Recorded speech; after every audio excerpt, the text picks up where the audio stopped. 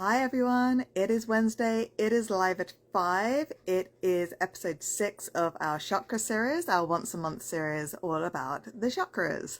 Today we are doing the Throat Chakra, that's number 5 in our major chakras, and it's called Understanding the Throat Chakra, the Power of Expression and Communication. So the colour is blue. So I'm wearing blue, and I've noticed I have a blue mug with my coffee in it today, so awesome. If you are not caught up or not aware of the other chakra ones that we have done, episode 1 was an overview of the 7 major chakras. That was on February the 12th, and then I did each of the chakras leading up to today's one. So the root chakra was on March the 12th, the sacral was on April the 9th, solar plexus on May the 7th, and the heart chakra was last month, June the 4th. So if you haven't already, go ahead and take a look at the replays of those. I recommend to watch the replays on YouTube because YouTube has the edited videos and they're much more understandable and they have pretty pictures and things. So definitely watch the replays over there.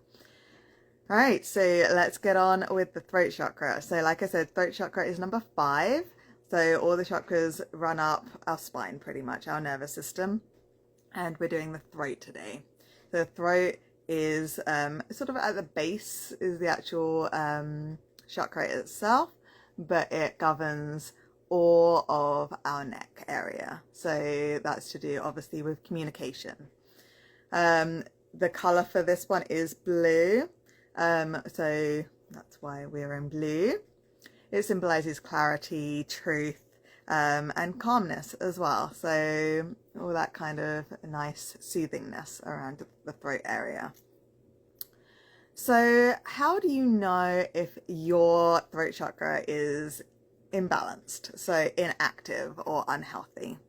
So some physical symptoms obviously would be like a sore throat, any kind of neck pain, thyroid problems obviously is a big one, and even tension in your jaw. So anything in and around your neck is going to show physical symptoms of an unhealthy or an imbalanced throat chakra. Emotional symptoms could be things like fear of judgment. You're not wanting to open up, you're not wanting to show any kind of emotions because you feel that other people won't understand or they may judge you. Any kind of mental symptoms that you may find is the actually not being able to express yourself, having either difficulty or even a fear around just expressing.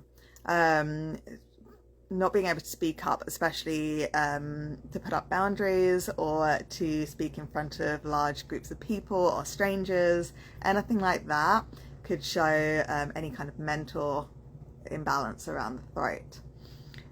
So anything really with difficulty in communicating. Overactive, because we've started doing that now. So the overactive would be if someone is talking, like I do on Wednesdays.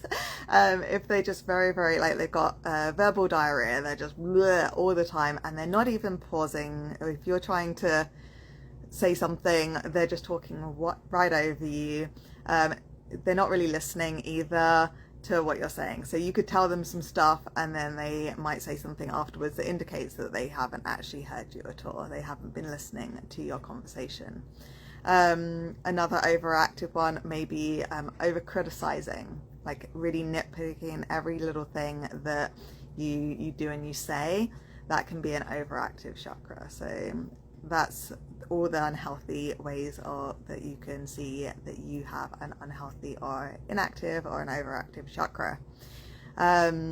So a healthy one in comparison would obviously be very clear communication. Your words come out, you don't stutter, don't say and and all the stuff that I say a lot in these things. It also is about being a good listener as well, because as we said in the overactive one, if you don't do active listening, you are sort of not how, like the communication goes both ways, right? And it's a communication chakra. So you need to be able to actively listen and absorb and, show people that you're listening also. People with a really healthy throat chakra are very, very good at public speaking. They're very much good at speaking their mind. They don't have any fear of what people think of them, and they feel free to express their opinions on certain things, even if they know that maybe some people won't agree with them. They don't worry about that. They just say, this is what I believe, this is what I think, and not in like a malicious way, because that would then be in a different like more in the inactive or overactive. But this is a way they have respect for people, but they have no problem expressing exactly how they feel about a situation or something like that. And the creativity will just flow. So if they sing or they write or they do poetry or anything that is communication, they're very good at writing letters or emails. They're very, very eloquent with their words. And that could be in music or in the written form or in the verbal. So these are very, very good ones to show you that you have a very, very active and very, very healthy throat chakra. So how can you activate your throat chakra?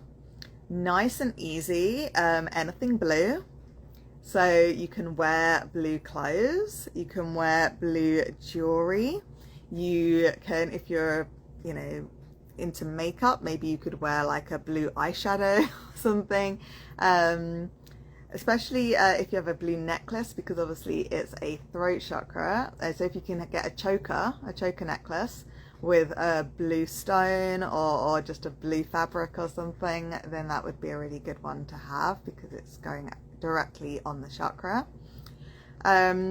Foods, as always, so things like blueberries and even blackberries and stuff like that. Those kind of darker berries are really, really good for the throat.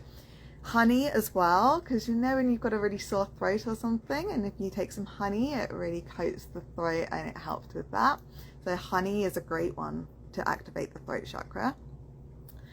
Any kind of soothing herbal teas, maybe a chamomile or a peppermint or something like that, is very, very good. So liquid in general, so hydration in general. So water is a great one to soothe your throat chakra. Not so much coffee, but coffee, because there's water in it, especially if you're drinking it out of a blue mug. But yeah, so drinking loads of water will help with that also. Fish as well, I imagine it's maybe because they're from the sea and the sea is blue, but the omega-3 acids in that, that really, really helps with the throat chakra as well, if you're not a vegan or a vegetarian, of course. Activities that you can do to make your throat chakra a lot more active. Obviously singing, whether that is in front of people, whether that is alone, maybe that's singing in the shower, because you've got the water in the shower as well, right? So you're doing both. You have the water and you have the song and all this kind of stuff. If you're not a singer and you can't even stand listening to yourself sing, maybe humming, like just hum a tune or something like that. Journaling, even though it's not a verbal thing, would be really, really good. So any kind of writing. So if you do journaling, if you write creative stories, if you write poetry, you can do that to help activate the throat chakra. Obviously chanting mantras, just have a little look at any kind of mantras that you feel is good for you, and you can chant those if you're a chanter. And of course practicing things like public speaking and stuff like that, like either just practicing in front of a camera like this and doing some like social media lives, or doing some YouTube videos, doing some public speaking in person, anything like that really opens up your throat chakra and allows that to express itself. Of course, there's things like yoga. So as always, take a little look, if you're into yoga, at what yoga positions help open up the throat chakra. There's also stretches as well that you can do that are very, very simple ones. Like obviously, like you're just going to be stretching out the neck. And also the lion one as well. Like, what's it called? I've totally forgot what it's called. But yeah, it's like yeah, the lion one where you poke your tongue out and there kind of thing. Like yeah, that kind of I can't think what it's called. I think it's like the lion pose or something. Anyway, I apologize for that. Affirmations, meditations, and visualizations are obviously very, very good when activating any kind of chakra. So saying affirmations, my throat chakra needs a little bit. Affirmations daily and things like, I speak my truth freely. My voice matters. I communicate clearly and confidently. You say this, especially because it's the throat chakra, is actually the chakra that activates this. So when you're doing the affirmations for the other chakras or just affirmations in general, you're using your voice to activate them. This is using your voice to activate your voice center, to help the communication center. So that's a really, really cool one right there. With the visualization and the breath work, just imagine the blue light in your neck or just at the base of your neck here. Just beautiful blue light. It's usually a bright blue, more than like a darker blue, like maybe more this color and a bit darker maybe.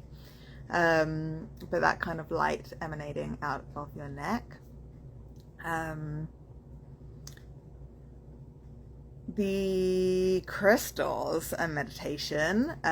So using crystals within meditation, we're going to go into crystals in a second, but the crystals in the meditation to help activate your throat chakra is of course a really good one.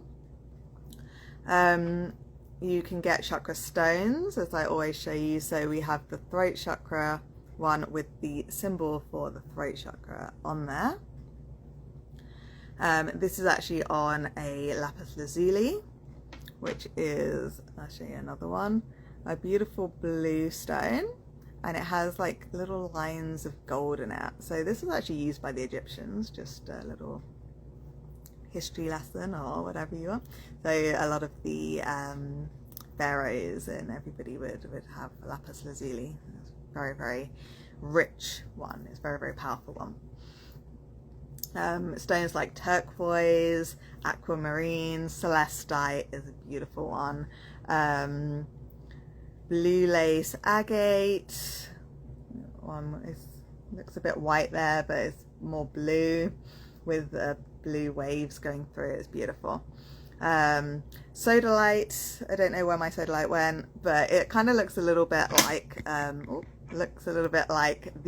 lapis. It's just a little bit lighter, usually more white in it. Tanzanite, even though it's more purpley, it's a very, very good one for the throat. Things like ocean jasper, amazonite, blue apatite as well. It's one of my current favorite ones. I love this one so much. Very, very good for communication. And yeah, you can just kind of rest them, like I said, on your throat chakra, like obviously lying down, and just meditate with them or just breathe with them there, breathe the energy through them. But yeah, lots of different usually blue gemstones, very, very good for that. Essential oils, things like frankincense, geranium, lavender, peppermint, eucalyptus, bergamot, chamomile, tea tree, jasmine, sage, cypress, sandalwood, blue tansy, clove, Roman chamomile, ylang ylang, melissa, spearmint, and rosemary. Oh, wonderful, wonderful throat chakra essential oils. And obviously those as well are good in tea form as well. Like not all of them, obviously, but you know, use your common sense. A lot of them are really, really good for the throat chakra, especially lemon balm. Have some lemon balm. That will really, really help with the soothing and everything of that, and it will really help with your mental clarity also. So that is the throat chakra. I went through that pretty quick for me, I must say. So if you have any questions about the throat chakra or about chakras in general, please do ask. If you have any questions about anything else I do, please do reach out and have a little chat with me about anything. Also, if you would like anything in particular on these Wednesdays, please do let me know some ideas or some questions that you have, and I will gladly do some episodes about it. Speaking of which, I did actually get asked about spirit guides, and so someone asked for an episode about spirit guides, so that is going to be next week. Next week, Spirit Guides 101, Connecting with Your Companions Beyond the Veil. So that's going to be a nice little introduction to spirit guides. So if you don't know anything about spirit guides, or you don't really know very much, come along next Wednesday. We will talk about spirit guides. The next Chakra Series. Now, we do Chakra Series Chakra episodes once a month, but it's every 4 weeks, really. So that actually brings us to our very first double month Chakra Series. So yes, we're doing today, which is the 2nd of July already. Can you believe? And our next Chakra Series is in 4 weeks' time, which actually takes us to July the 30th. So we have 2 in July. We will be doing Understanding the Third Eye Chakra, Activating Your Mind's Eye. So that's right here. Lovely purple one. If you want to join me for that one, I will be wearing purple. I have my purple witch's hat. If you watched the root chakra one, I had my red hat. I've now got my purple one ready for the end of this month. So that is all. Thank you so much for joining me live. Those that have joined live, I see you, and I appreciate you turning up. For those of you that are watching the replays, thank you so much.